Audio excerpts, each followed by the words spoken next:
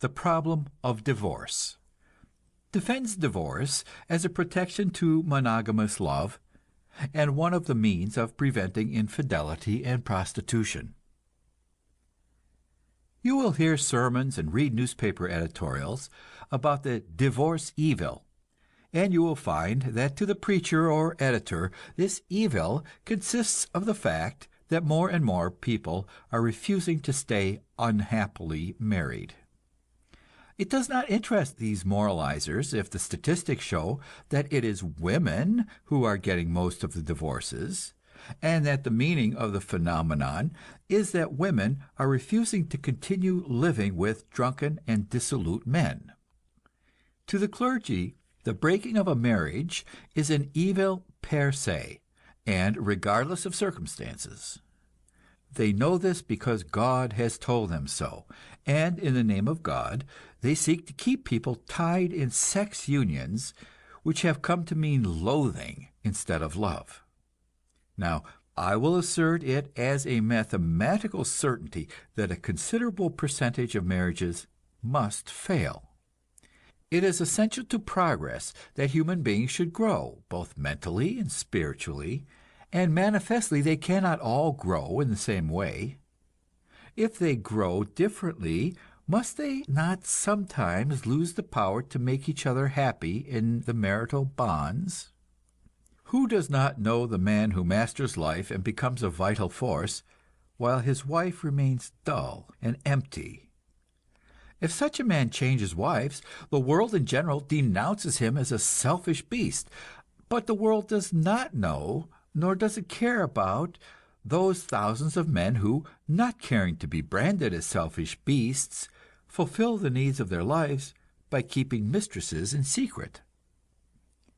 I knew a certain country school teacher, one of the most narrowly conventional young women imaginable, who was engaged to a middle-aged businessman. He went to New York on a business trip and stayed a couple of months, and wrote her that he had met some anarchists, and had discovered that all he had read about them in the newspapers was false, and that they were the true and pure idealists to whom the rest of his life must be devoted. The young lady was horrified. Nor was she any happier when she came to New York and met her fiancé's new friends. She ought, in common sense, to have broken the engagement, but she was in love, and she married, as many another fool woman does, with the idea of reforming the man. She failed, and was utterly and unspeakably wretched. I know another man, a conservative capitalist of narrow and aggressive temper, whose wife turned into an ardent Bolshevik. The man thinks that all Bolsheviks should be shut up in jail for life, while the wife is equally certain that all jails should be razed to the ground and all Bolsheviks placed in control of the government. These two people have got to a point where they cannot sit down to the breakfast table without flying into a quarrel. I know another case of a modern scientist, an agnostic, whose wife, a half-educated, sentimental woman, took to dabbling in mysticism, and drove him wild by setting up an image of Buddha in their bedroom, and consorting with swamis in long yellow robes. I know another whose wife turned into an ultra-pious Catholic, and turned over the care of his domestic life to a priest. Is it not obvious that the only possible solution of such problems lies in divorce? Unless indeed we are all of us going to turn over the care of our domestic lives to the priests. Our grandfathers and grandmothers believed one thing, and believed the same thing when they were 70 as when they were 20. So it was possible for them to dwell in domestic security and permanence till death did them part. But we are learning to change our minds, and whether what we believe is better or worse than what our ancestors believed, at least it is different. Also, we are coming to take what we believe with more seriousness. The intellectual life means more and more to us, and it becomes harder and harder for us to find sexual and domestic happiness with a partner who does not share our convictions, but, on the contrary, may be contributing to the campaign funds of the opposition party. I do not mean by this that people should get a divorce as soon as they find they differ about some intellectual idea. On the contrary, I have advocated that they should do everything possible to understand and to tolerate each other. But it is a fact that intellectual convictions are the raw materials out of which characters and lives are made.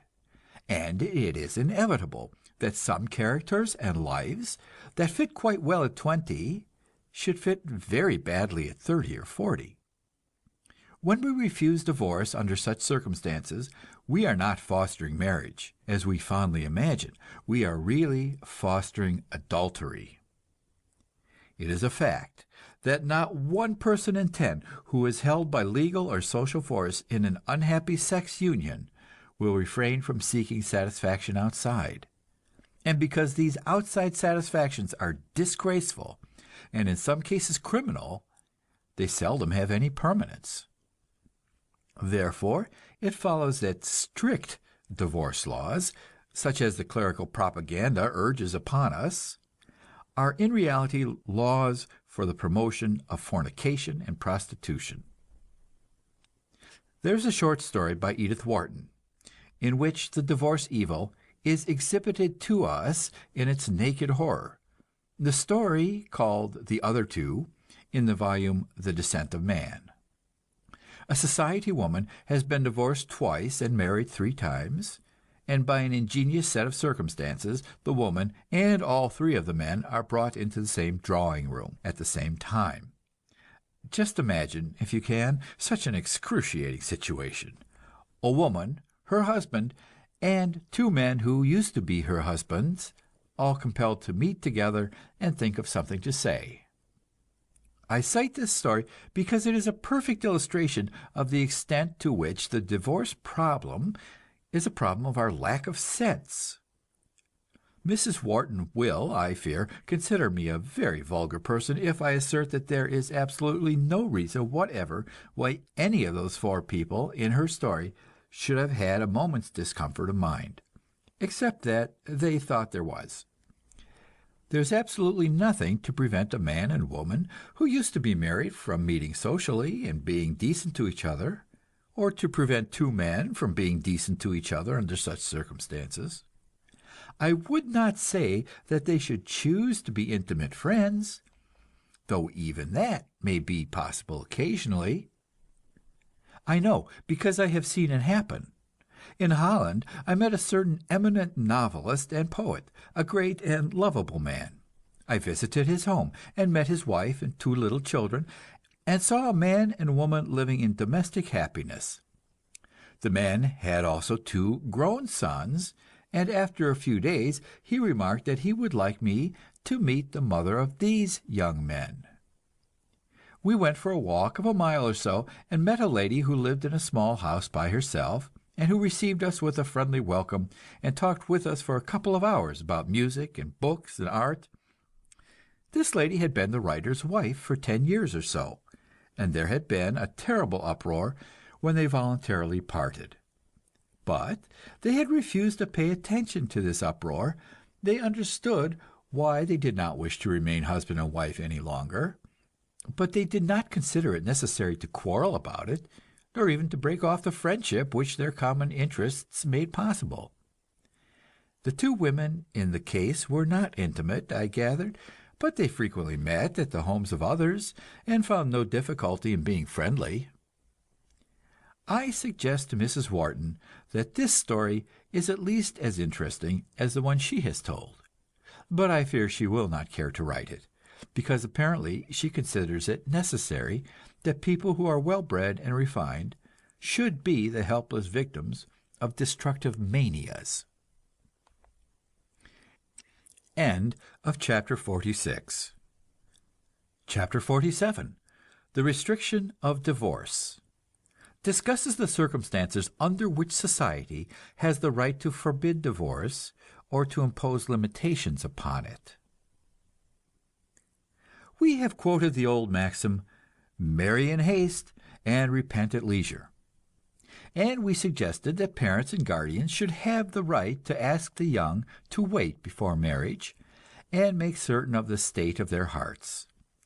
We have now the same advice to give concerning divorce, the same claim to enter on behalf of society, that it has and should assert the right to ask people to delay and think carefully before breaking up a marriage.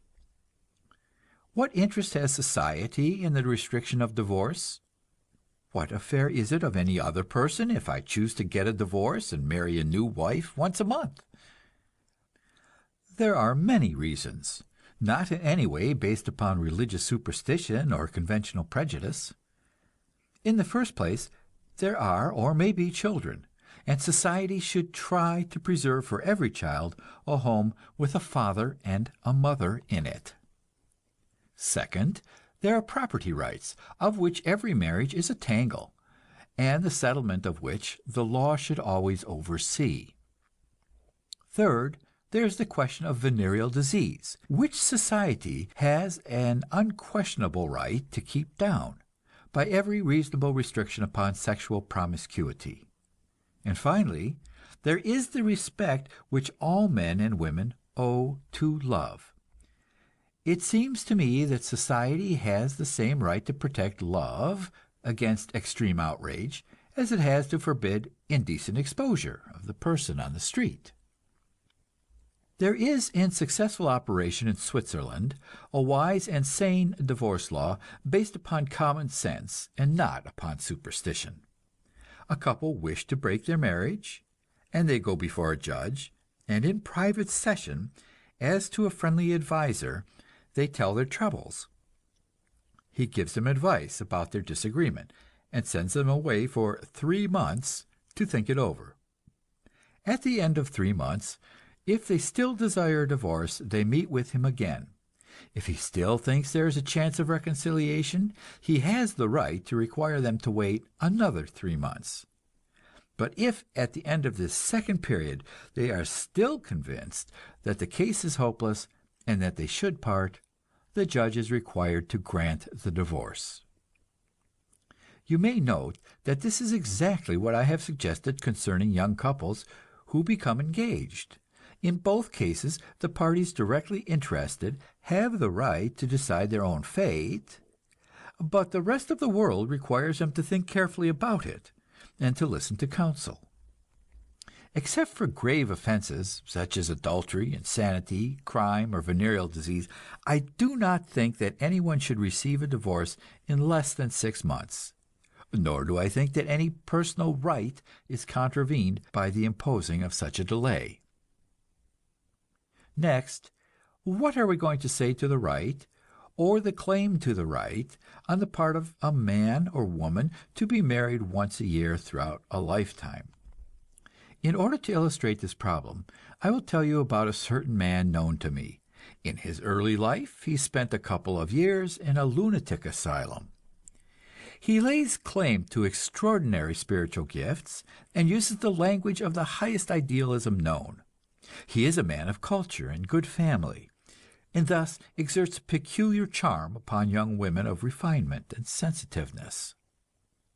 To my knowledge, he was 3 times married in 6 years, and each time he deserted the woman and forced her to divorce him and to take care of herself, and in one case of a child. In addition, he had begotten 1 child out of marriage and left the mother and child to starve.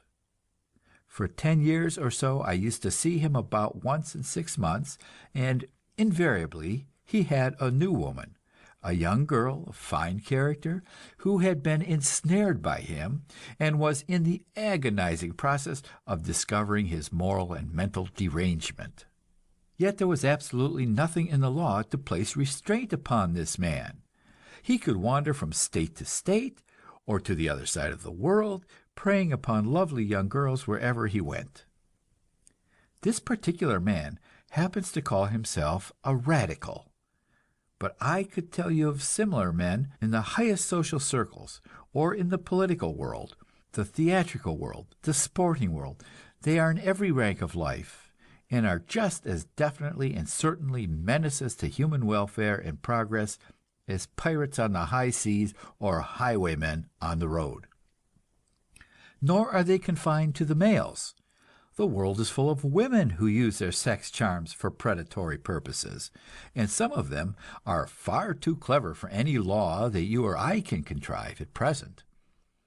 But I think we might begin by refusing to let any man or woman have more than 2 divorces in one lifetime, in any state or part of the world. If any man or woman tries 3 times to find happiness in love and fails each time, we have a right to assume that the fault must lie with that person, and not with the 3 partners. I think we may go further yet. Having made wise laws of love and marriage, taking into consideration all human needs, we have a right to require that men and women shall obey the laws. At present, the great mass of the public has sympathy for the law breaker, just as, in old days, the peasants could not help admiring the outlaw who resisted unjust land laws and robbed the rich. Or, as today, under the capitalist regime, we cannot withhold our sympathy from political prisoners, even though they have committed acts of violence which we deplore. But when we have made sex laws that we know are just and sensible, then we shall consider that we have the right to restrain sex criminals. And in extreme cases, we shall avail ourselves of the skill of science to perform a surgical operation which will render him unable in future to prey upon the love needs of people who are placed at his mercy by their best qualities, their unselfishness and lack of suspicion. We clear out foul-smelling weeds from our garden because we wish to raise beautiful flowers and useful herbs therein. There lives in California a student of plant life who has shown us what we can do, not by magic or by superhuman efforts, but simply by loving plants, by watching them ceaselessly, understanding their ways, and guiding their sex life to our own purposes. We can perform what to our ignorant ancestors would have seemed to be miracles. We can actually make all sorts of new plants, which will continue to breed their own kind and survive forever if we give them proper care. In other words, Luther Burbank has shown us that we can change plant nature. There flash back upon my memory all those dull, weary, sick human creatures who have repeated to me that dull, weary, sick old formula, "You cannot change human nature." I do not think I am indulging either in religious superstition or in blind optimism, but am speaking precisely in saying that whenever human beings get ready to apply experimental science to themselves, they can change human nature just as they now change plant nature. By putting human bodies together in love, we make new bodies of children more beautiful than any who have yet romped on the earth. And in the same way, by putting minds and souls together, we can make new kinds of minds and souls, different from those we have previously known, and greater than either the man's soul or the woman's soul alone. Also, by the magic which is the law of mind and soul life, each new creation can be multiplied to infinity, and shared by all other minds and souls that live in the present or may live in the future. We have shown elsewhere how genius multiplies to infinity the joy and power of life by means of the arts, and one of the greatest of the arts is the art of love. Consider the great lovers, the true lovers of history, how they have enriched the lives of us all. It does not make any difference whether these men and women lived in the flesh or in the brain of a poet. We learn alike from Dante and Beatrice, from Abelard and Eloise, from Robert and Elizabeth Browning, from Tristan and Isolde, from Romeo and Juliet, what is the depth and the splendor of this passion which lies hidden within us, and how it may enrich and vivify and glorify all life.